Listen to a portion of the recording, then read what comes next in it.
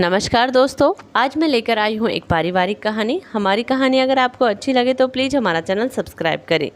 Mummy, मैं और Shweta office जा रहे हैं, शाम को मिलते हैं कहकर बेटा विनय और बहू श्वेता ऑफिस के लिए निकल गए और साधना जी घर के कामों में लग गई। यह रोज की दिनचर्या थी साधना जी की। बेटा विनय और बहू श्वेता दोनों एक ही मल्टीनेशनल कंपनी में कार्यरत थे। दोनों की शादी हुए अभी 3 महीने ही हुए थे।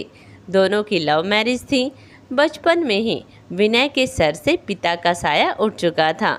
बस तब से साधना जी ने अकेले ही पाला पोसा था विनय को। पहले खुद भी साधना जी नौकरी किया करती थी और घर और विनय को भी संभालती थी, इसीलिए वह नौकरी वाली औरतों की समस्या से वाकिफ़ थी।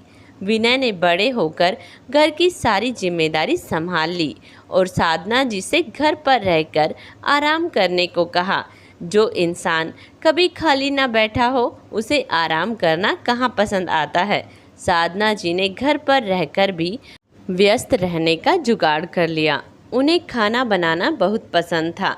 जब वे ऑफिस जाती थी तब उनके बनाए खाने से ऑफिस का सारा स्टाफ उनके टिफ़िन के प्रति अपना आकर्षण कम नहीं कर पाता और सभी उनके बनाए खाने की बहुत तारीफ़ करते। बस साधना जी ने टिफ़िन बनाने का बिजनेस शुरू कर दिया था। विनय को माँ का यूँ खाना बनाकर लोगों को देना पसंद ना था। वह कहता कि माँ, तुम्हें क्या कोई कमी है जो तुम यह काम करती हो। इस पर साधना जी कहती कि वे व्यस्त रहना चाहती हैं बस, और बदले में अगर 2 पैसे भी मिल जाते हैं तो क्या बुरा है। बहू श्वेता के आने के बाद भी साधना जी पूरे घर का काम अकेले ही संभालती और उनका हुनर भी बरकरार था। श्वेता आज के मॉडर्न ज़माने की लड़की थी। उसे अपनी सासू माँ का टिफ़िन बनाना बिल्कुल पसंद ना था। एक दिन वह बोली, माँ, आप अपने आप को व्यस्त रखना चाहती हैं, इसमें कोई बुराई नहीं है, मगर काम तो कोई स्टैंडर्ड से चुनती। आप यह जो टिफ़िन बनाती हैं, शायद आप नहीं जानती कि हमें कितनी शर्मिंदगी होती है। हम दोनों पति पत्नी इतनी बड़ी मल्टीनेशनल कंपनी में नौकरी करते हैं और आप यहाँ यह लो स्टैंडर्ड काम कर रही हैं। साधना जी बोली, बहू, कोई भी काम छोटा या बड़ा नहीं होता, काम तो काम होता है और खाना बनाना मेरा हुनर है, इसमें शर्मिंदगी की क्या बात है। मैं तुम दोनों को भी तो टिफ़िन देती हूँ। तुम्हारे ऑफिस से आने से पहले तुम दोनों का खाना तैयार रखती हूँ।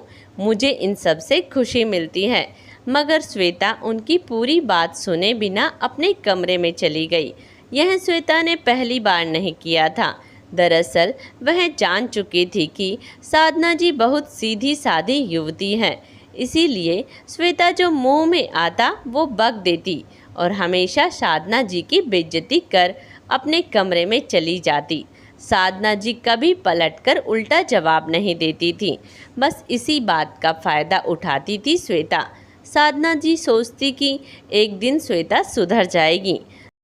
जब भी सासू माँ से कुछ काम करवाना होता, मीठी मीठी बातें करके साधना जी से अपना काम करवा लेती, चाहे अपना फटा कपड़ा सिलवाना हो या कुछ नया खाने का मन हो। साधना जी ने विनय की तरह ही बहू को भी खूब प्यार दिया था। हाँ, बदले में श्वेता उतना प्यार साधना जी से कभी ना कर पाई। एक रोज़ घर में मेहमान आए हुए थे, जिस वजह से झूठे बर्तन बहुत ज़्यादा हो चुके थे। साधना जी ने श्वेता को आवाज़ दी कि वह उनकी थोड़ी मदद कर दे, मगर श्वेता आकर बोली, मम्मी जी, यह नौकरानियों वाले काम आप ही करिए। मुझे ऐसे काम करके मेरे हाथ नहीं खराब करने हैं। यह सब सुनकर साधना जी को बहुत दुख हुआ और उन्होंने सारे बर्तन अकेले मांजे। दूसरे ही दिन श्वेता अपनी कुछ सहेलियों को घर लाई थी। साधना जी ने उनको आदर के साथ बैठाया और नाश्ता लाने अंदर चली गई। श्वेता की एक सहेली वीनू बोली, वाह श्वेता, तेरे तो मज़े हैं, ऐसी गाय जैसी सास मिली है तुझे। तू यहाँ आराम से बैठी है और वे रसोई में नाश्ता लेने गई है। और सभी ठहाके लगाकर हंस पड़े। श्वेता बोली, हाँ, मैं बहुत लकी हूँ सास के मामले में।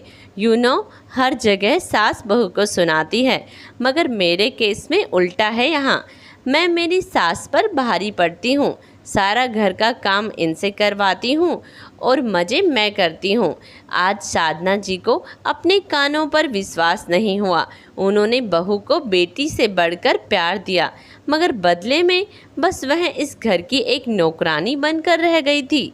साधना जी जैसे ही बाहर आई, सभी चुप हो गए। साधना जी ने नाश्ता और चाय टेबल पर रखा और बोली, लेडीज़, मैं खुद पहले जॉब कर चुकी हूँ और आज घर पर टिफ़िन बनाने का काम करती हूँ। श्वेता काम से थक जाती होगी, यही सोचकर मैं हमेशा उसका सारा काम हंसी खुशी कर लेती हूँ। मैं बेटे बहू के पैसों पर बिल्कुल आश्रित नहीं हूँ। साधना जी श्वेता से बोली, बहू, कल से तुम अपना टिफ़िन खुद बनाना, अपने फटे कपड़े खुद सिलना और हाँ, हर संडे तुम्हें कुछ नया खाने का मन होता है, वह भी खुद बनाना। श्वेता बोली, माँ सॉरी, मेरे बोलने का मतलब वैसा कुछ नहीं था। श्वेता ने सोचा, जिस तरह वह हमेशा अपनी सास को मीठी मीठी बातों से फंसा लेती है, वैसे ही इस बार भी उन्हें पटा लेगी। मगर उसके विपरीत आज साधना जी ने श्वेता की पूरी बात नहीं सुनी और बोली, बहू, ताली एक हाथ से नहीं बजती। प्यार और सम्मान पाने के लिए पहले प्यार और सम्मान देना होता है। मैंने कभी तुम में और विनय में फ़र्क नहीं किया था, मगर आज तुमने मुझे फ़र्क समझा दिया। श्वेता माँ माँ पुकारती रही, मगर आज साधना जी को श्वेता के शब्द तीर की तरह चुभे थे, जिसकी कोई दवा ना थी। साधना जी ने अपनी बहू का घमंड आज चकनाचूर कर दिया था। श्वेता की सहेलियों के सामने उसका खुद का आज मजाक बन गया था। दोस्तों, बुजुर्गों के साथ दिल का नहीं दिमाग का इस्तेमाल किया करते हैं, मगर वे भूल जाते हैं कि शरीफ इंसान को जब चोट पहुंचती है तो वह घायल शेर बन जाता है। इसीलिए कभी किसी को अपने फ़ायदे के लिए इस्तेमाल ना करें। उस इंसान की कीमत समझें जो आपके लिए सब कुछ निस्वार्थ भावना से करता है। दोस्तों, यह कहानी आपको कैसी लगी कमेंट्स बॉक्स में ज़रूर बताइए और प्लीज़ हमारा चैनल सब्सक्राइब करें। धन्यवाद।